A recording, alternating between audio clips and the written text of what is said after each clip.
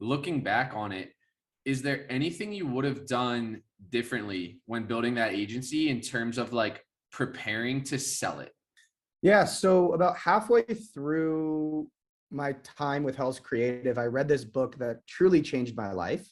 It's called Built to Sell, and it's a really easy book. I'm not sure if you've heard of it, Yep. but if you haven't, yeah. So Built to Sell literally changed my life. It's the story of a guy who started an agency, was burnt out. He was doing all the work, and then transitioned his agency to really build a machine that can run without him and work without him. So I think the two answers to this question, what would I've done differently? Well, one, I wouldn't have been able to sell my company if it wasn't for reading that book and implementing everything in that book into my business.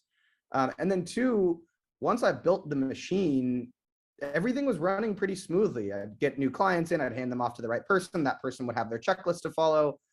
And the margins started to get higher and higher and higher, especially as I said, I outsourced, my full-time hires to outside the United States.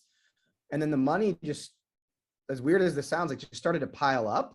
And my biggest, not regret, but the thing I would have done differently is really just reinvested the money back into the business as fast as I possibly could.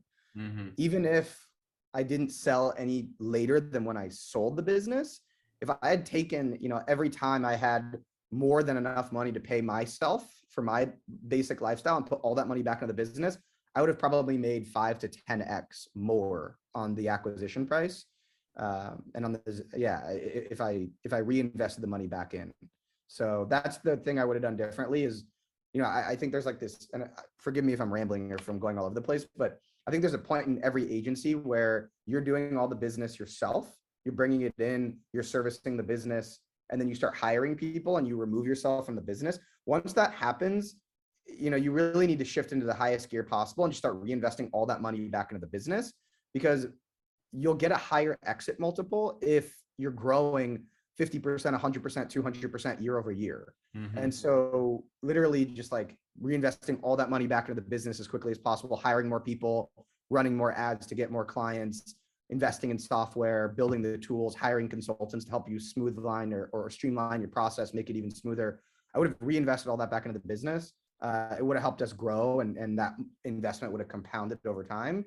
And I would have, made literally 5 to 10x more. Not because of the exit multiple, just because, we would have been doing at least 5x more in our monthly revenue and profit. So in terms of like your monthly expenses, like how much cash would you recommend to have in the bank, right? Like a couple months worth, or like, what do you think that's that like cutoff point where you're like, oh, I want to invest everything back in, but like I do want to keep a little bit here, just in case we have a slow month or whatever it is. Most people will tell you that 3 months is kind of the average. You should always have 3 months expenses in the bank. Mm-hmm. Like 6, just because I tend to be a little bit more of a conservative cash flow guy, because my biggest nightmare would be firing people. Right. And so if I like ramp up too quickly and then have to lay a bunch of people off, like it's not worth it. I think if you have 3 months expenses, and that's including paying yourself in the bank, then yeah, you should be reinvesting every penny after you pay your lifestyle, your salary back into the business.